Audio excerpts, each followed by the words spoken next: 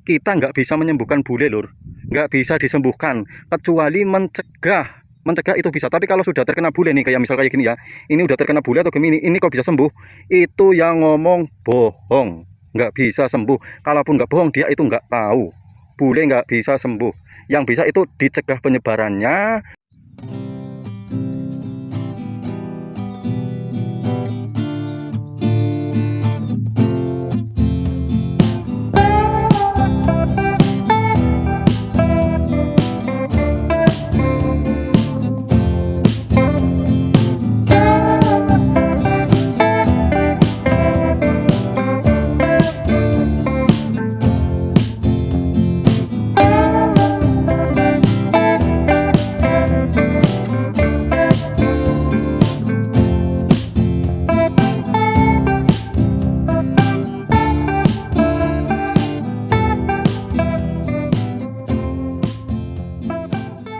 Assalamualaikum warahmatullahi wabarakatuh. Selamat sore sahabat petani.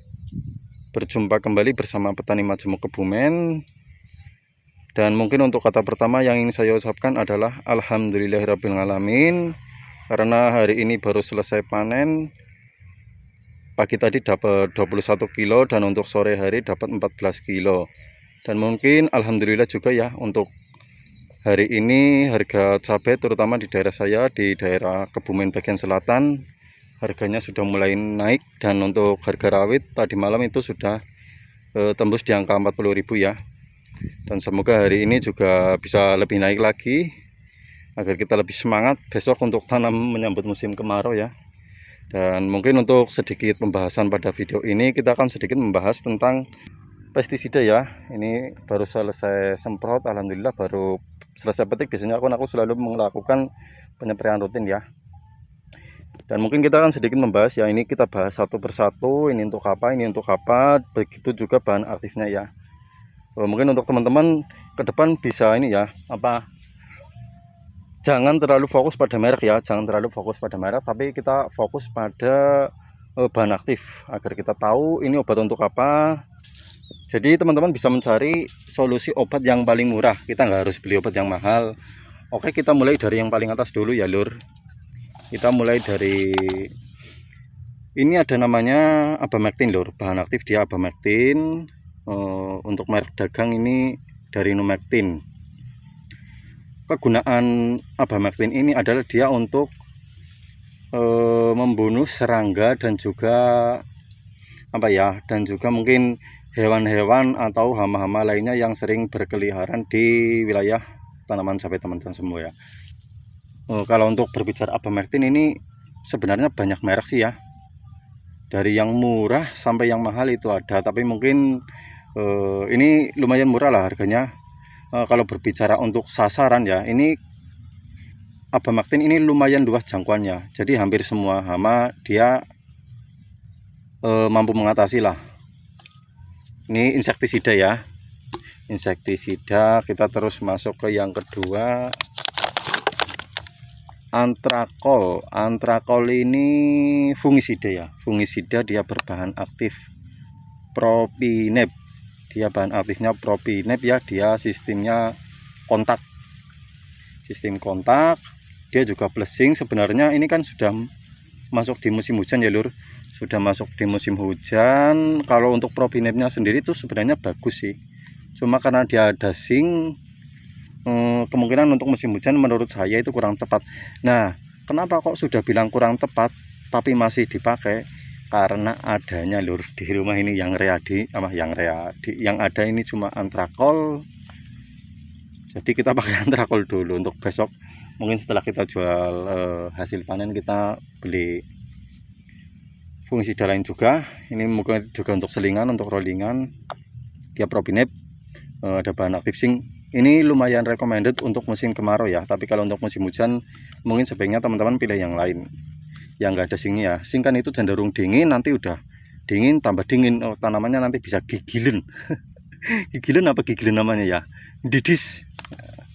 Ini fungisidanya pakai antrakol untuk sore ini. Jadi ini berkombinasi ya, insek sama fungi. Terus kita masuk lagi ada Raiden. Raiden ini kayaknya bahan aktifnya Triasovus apa ya, bentar. Oh ya, Triasofos. Ini Triasofos kegunaannya saya khususkan untuk membunuh ulat ya, ulat-ulatan lah, entah itu ulat gerayak, entah itu pokoknya sejenis ulat ya. Ini walaupun sama-sama fos sama satu lagi itu apa namanya yang dari Sigenta apa ya, Kurakron, dia kan Profenofos, ini Triasofos, tapi cenderung mungkin kegunaannya agak lain ya. Kalau Profenofos itu juga bisa buat ular, tapi dia juga bisa buat untuk serangga. Tapi kalau ini mungkin khusus untuk ular ya, ulat-ulatan lah. Nah ini makanya semprotnya sore hari, karena biasanya kan ulat gerayak itu keluar pada sore hari. Jadi ini pakai Raiden, dia bahan aktifnya Triasofos. Terus tak mix sama ini, kita tutup aja ya mereknya ya. Kita tutup merek aja, nggak apa-apa lah. Ini namanya NPK cair ya lur. Ini NPK cair. Sebenarnya kita nggak usah berfokus pada merek sih ya. Kita fokus pada kandungan yang ada di dalamnya ya. Ini kan tanaman sudah masuk di fase generatif atau fase pembuahan ya. Kita memang apa namanya ya, mau disarankan untuk mencari pupuk NPK yang kandungannya itu merangkak naik artinya di sini. Nah seperti ini ya, dia dari NPK 15 naik ke 25 naik ke 45, artinya kebutuhan nitrogen kan di sini sudah nggak perlu nggak terlalu dibutuhkan, butuh tapi cuma sedikit ya. Jadi ini cuma 15%, dan fosfatnya ini untuk membentuk jaringan ini ya, dinding buah, dan juga mungkin untuk mempertebal dinding sel tanaman agar tidak mudah terserang patek. Nah ini fosfat 25%, dan kaliumnya ini 45%, lumayan bagus dia untuk pembentukan buah. Ini pupuknya ya. Nah sekarang garis bawah ya lur. Oh ada satu lagi nih yang belum dibahas. Ini ada satu lagi namanya spreader, ini perekat ya, perekat dan juga penembus perata, ini dari DGW. Ini juga kalau menurutku ini wajib ya lur, wajib dipakai. Oke ya, ini untuk satu kali spray ini, tapi ini bergantian ya lur, bergantian maksudnya ini enggak selalu pakai ini. Untuk spray ke depan ini kita beda, inseknya bukan ini, terus inseknya bukan ini, funginya juga lain. Artinya bahan aktifnya itu selalu bergantian tiap kali melakukan penyepraian ya. Oke ya nabong siapa ya. Oh. Nah sekarang kita sedikit membahas ya. Mungkin ini nanti teman-teman ada yang mungkin yang sudah paham ya, yang sudah bukan paham ya, nanti malah dikira sok menggurui ya. Kan ada beberapa teori yang mengatakan seperti ini ya lur. Ini insektisida dicampur sama fungisida ini enggak masalah. Ini oke. Ini hemat waktu dan juga tidak mengurangi cara kerja dari bahan aktif tersebut ya. Tapi untuk yang satu ini nih, ini dia kan sifatnya pupuk. Dia sifatnya pupuk. Nah, ada teori mengatakan seperti ini ya, lur. Insektisida dan juga fungisida itu dapat bekerja maksimal di pH yang asam ya. Insektisida dan juga fungisida dia dapat bekerja maksimal di pH yang asam. Oke, fix ya. Sedangkan pupuk, entah itu pupuk, nutrisi, makro, terus mikro, apa saja, itu cenderung membuat pH menjadi basa ya. Jadi mungkin ini terserah ya teman-teman mau pakai teori ini apa enggak ya. Kalau aku itu mengikuti waktu, kadang mungkin untuk menghemat waktu, jadi aku kadang nggak pakai, terabas saja teorinya ya. Nah jadi begini, ini ya segala jenis pupuk lah, pokoknya apa saja pupuk yang disemprotkan ke daun itu biasanya dia itu membuat pH menjadi basa. Nah dalam teori tersebut mengatakan ini pestisida ini bekerja maksimal ketika di pH asam, sedangkan pupuk dia itu membuat pH menjadi basa. Artinya jika ini dispraykan secara bersamaan, ada teori mengatakan pupuk daun itu dapat mengurangi kinerja dari bahan aktif pada pestisida ya. Itu teorinya. Nah kenapa kok sudah tahu teori seperti itu aku masih pakai? Karena waktunya akhir-akhir ini aku itu sangat sedikit ya lur. Ini ada beberapa tanaman yang harus diurusi, juga lagi buat lahan lagi. Terus ini kan juga lagi musim tanam padi, jadi waktunya habis, jadi tak campur. Nah itu ya, oke ya. Untuk teori ini sudah selesai pembahasannya ya. Jadi terserah teman-teman, tinggal memperhitungkan mau hemat waktu apa mau efisien dari pupuk. Kalau aku untuk saat ini aku mending hemat waktunya aja, yang penting sekali spray semua pekerjaan selesai. Terus kita masuk ke ini perekat, penembus, dan juga perata. Ini kelihatannya sepele lur, harganya murah, tapi mungkin dari teman-teman sering menyepelekan atau sering tidak menggunakan ya. Sebenarnya ini penting lur. Pada dasarnya segala jenis pestisida kan itu dia biasanya hanya berada di luar jaringan tanaman lur. Artinya dia berada di luar daun ya. Misal dia cuma berada di sini, dia nggak bisa menembus sampai ke dalam. Nah ini gunanya ya. Mungkin beberapa ke depan kita akan mencoba lah membuat video perbandingan antara pestisida yang dikasih perekat sama enggak ya. Ini perekat, dia juga merekatkan, juga menembuskan, dan juga meratakan. Kalau kita nggak pakai perekat, biasanya dia itu embunnya itu nggak kurang kurang nge-pure lah, artinya dia kurang merata. Nah ini gunanya lur, dia juga bersifat menembus atau bisa membuat pestisida masuk kepada jaringan tanaman pada tanaman teman-teman semua ya. Nah mungkin satu lagi nih, kan dari beberapa orang mungkin ada yang mengatakan, wah nggak usah beli yang dari pabrik, kita pakai aja itu telur, pakai sunlight itu juga bisa kan. Mungkin bisa ya lur, bisa ya, cuma ada beberapa beberapa teori yang mengatakan dia ini sifatnya hampir sama seperti pupuk ya. Itu kalau sunlight itu pernah dapat pelajaran mungkin dari siapa dulu ya, lupa namanya, intinya dari teman petani lah. Dia itu mengatakan sunlight itu pH-nya berada di angka 9 kayaknya kalau nggak salah. Pokoknya segala jenis sabun ya itu berada di angka 8 sampai 9 kayaknya ya, itu kalau nggak salah. Pokoknya sabun itu bersifat basah lah. Nah ini kan tadi udah dibahas ya, ini dapat bekerja maksimal pada pH yang asam. Nah yang ditakutkan ketika kita teman-teman menggunakan sunlight atau sabun atau apapun itulah yang bukan memang dikhususkan untuk perekat, penembus, dan juga perata, nanti takutnya mengurangi dari kinerja pestisida ini ya. Ini oke, untuk membahas ini sudah selesai ya, membahas pestisida. Dan mungkin kita sore ini akan sedikit sepil tanaman ya lur, sedikit sepil tanaman dan sedikit membahas komentar dari beberapa video sebelumnya ya. Oke ini lur, ntar tak skip lur, tak skip iki HP-nya error. Mohon maaf lur, tadi HP-nya kepanasan, nggak bisa buka aplikasi kamera, jadi ini tag 2 kali ya. Oke, kita langsung mulai aja ya.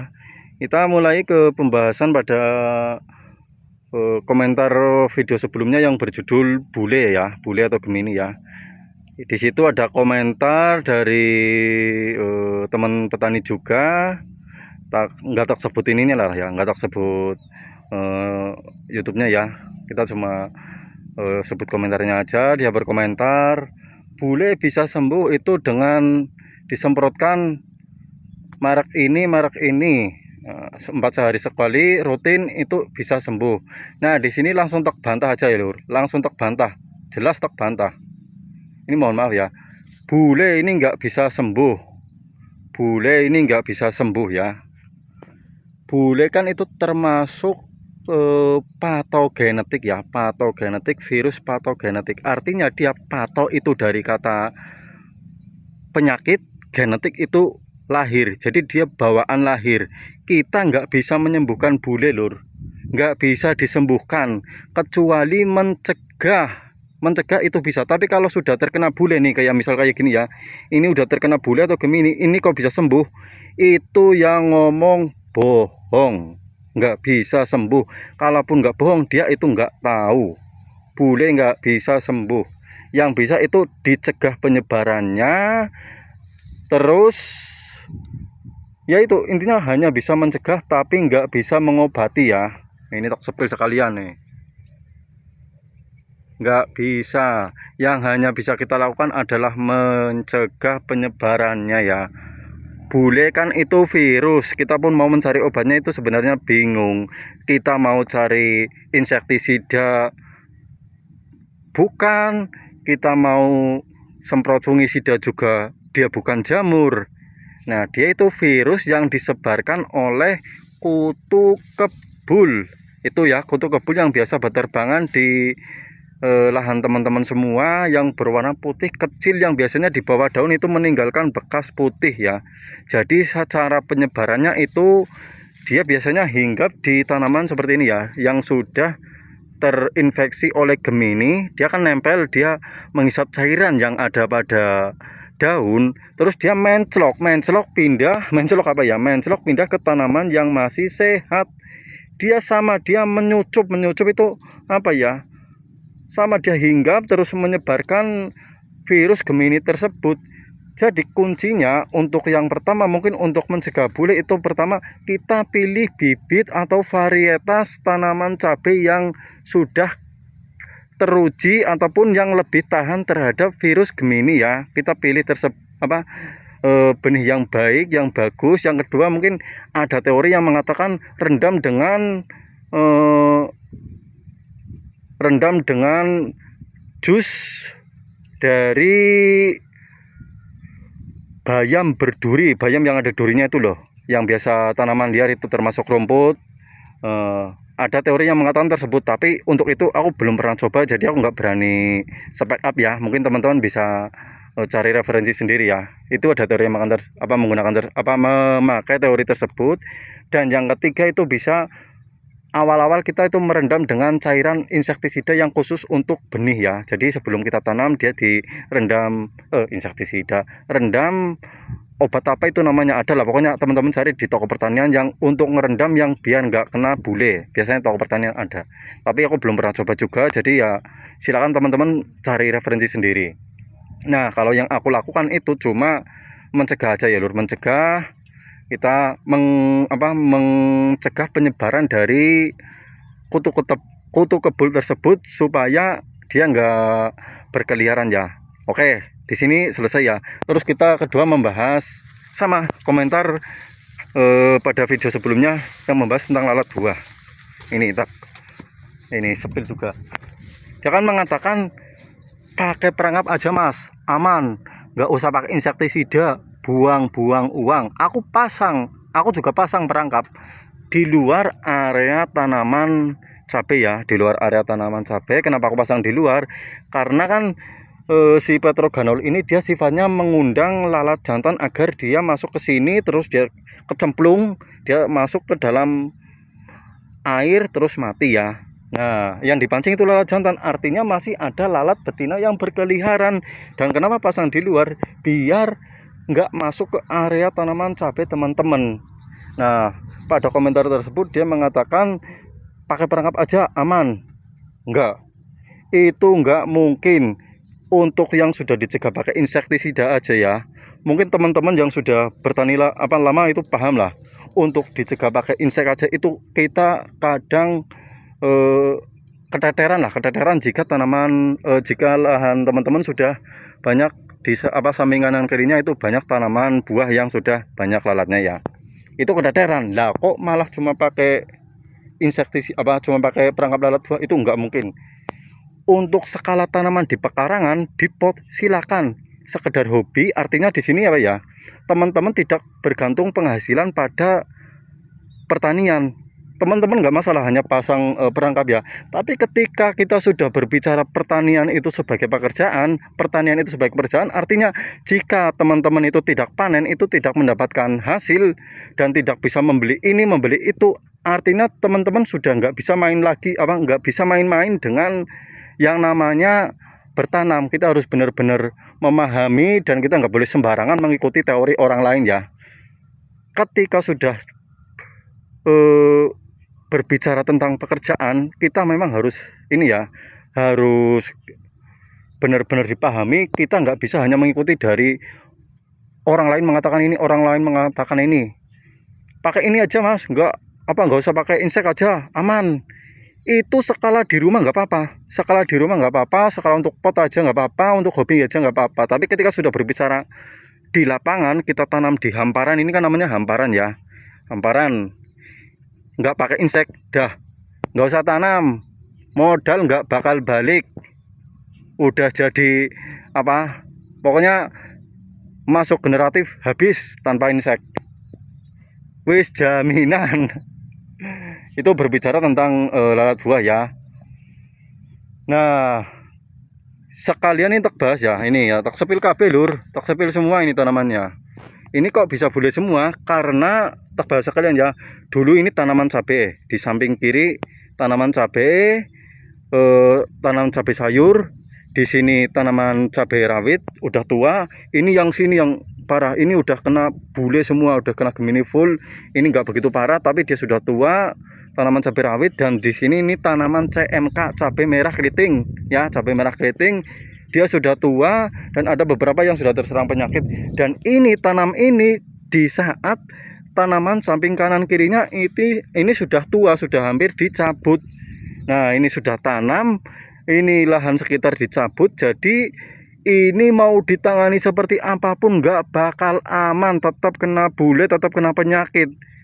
Untuk menghindari penyakit itu udah nggak bisa ya. Jadi di sini aku tetap usaha maksimalkan pada produktivitas ya. Ketika kita sudah nggak mampu menghindari namanya penyakit pada tanaman, kita kejar produktivitasnya dalam jangka waktu singkat. Karena ini kan memang nggak lama lagi ini akan ganti olah lahan lagi bareng sama ini. Besok mau tanam serempak, tanam cabai ya. Untuk jenisnya belum dipilih. Oke ya, sampai di sini selesai. Pembahasan tentang ini kenapa bisa bule sudah selesai. Nah, sekarang kita sedikit membahas antara produktivitas dan Gemini ya, dan bule. Tanaman cenderung akan aman dari bule ketika tanaman tersebut berada di matahari yang kurang apa ya, di area yang kurang tersinari matahari, misal di pekarangan, terus di bawah-bawah pohon, itu biasanya aman dari Gemini. Sebagai contoh, kalau di hamparan pun bisa aman itu ketika dia bertumpang sari dengan tanaman jagung. Tapi kalau bertumpang sari dengan tanaman jagung, dia biasanya aman dari Gemini ya. Tapi untuk skala produksi, untuk mengejar produktivitas, untuk kita mencari kilogram itu sangat susah. Karena apa? Salah satu bentuk untuk apa ya?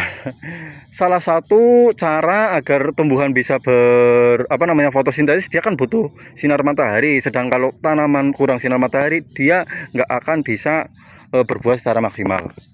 Karena kan ada teori mengatakan entah ini ya, entah yang pagi atau yang sore, pokoknya salah satunya, pokoknya seperti inilah. Teman-teman cari sendiri di YouTube atau di Google lah, atau mungkin teman-teman bisa tanya pada petugas terkait di daerah teman-teman sendiri. Tanaman itu bergantung pada sinar matahari ya. Nah, salah satu pagi dan sore itu fotosintesisnya itu berbeda lur. Ini menurut apa ya, teori yang dulu saya pernah dengar pada petugas yang mengadakan penyuluhan ya, pada PPL lah, mungkin di sini sebut aja PPL lah, nggak apa-apa. Entah itu yang pagi, entah itu yang sore, pokoknya satu dari di bawah jam 12 siang itu fotosintesis untuk generatif. Nah, setelah jam 12 siang sampai sore itu untuk vegetatif. Pokoknya antara itulah. Kalau mungkin kebalik, mungkin teman-teman bisa ini ya, membenarkan ya. Nah, jadi kurang bagus biasanya kalau nggak terkena sinar matahari full ya. Untuk penutup lur, penutup kita jalan lewat tengah ya. Kita jalan lewat tengah, nggak usah tak kasih musik. Nanti kelamaan itu apa ngeditnya. Biar teman-teman nilai sendiri lah. Ini pemupukan dan penggunaan modal ini separuh dari biasanya ya, karena ini memang sudah diprediksi mau tumbang. Ini biasanya kan air ini bentar lagi kalau udah hujannya udah apa ya, udah puncak musim hujan, ini biasanya air naik sini mati. Jadi nggak terpupuk lagi, cuma jaga biar nggak terkena patek, ataupun kena nggak masalah, tapi jangan terlalu banyak. Kita lewat dari atas lur, nggak usah kasih musik, kita jalan aja ya. Nah, ini tak sepil lur, elek tak sepil. Nah, enggak inilah, enggak gengsi-gengsian, lumayan kan. Nah, ini sebagai penutup kita lewat tengah. Bule lur, bule ya, bule. Tapi untuk buah nilai sendiri lah. Nah ini yang nggak kena bule lumayan.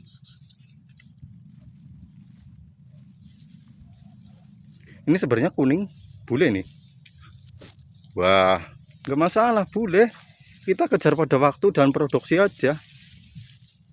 Nggak usah takut bule. Pokoknya yang namanya cabai pasti terserang layu. Nah ini ada layu. Pasti terserang lalat buah. Pasti terserang Gemini. Kalau nggak kena Gemini, nggak kena lalat buah, nggak kena layu, fusarium, entah itu Phytophthora, layu, fusarium, bakteri, itu berarti bukan cabai. Nah ini udah ya lur. Ini sisa kebanjiran lur. Ini kemarin kan ada sekitar 1200 sampai bawah sana. Ke sana lagi ada, cuma yang sana kebanjiran. Apa-apalah. Mungkin untuk video ini saya tutup ya. Mohon maaf untuk yang karena mungkin ada yang tersinggung dengan perkataan, karena ini memang sebenarnya ini sifat apa? Pembawaan humoris, cuma karena memang gaya bicaranya lur. Kita tutup. Mohon maaf untuk yang mungkin ada kata-kata yang tidak enak didengar. Saya tutup. Wabillahi taufiq wal hidayah. Wassalamualaikum warahmatullahi wabarakatuh. Sampai jumpa kembali di video ke depan. Salam sehat, salam petani.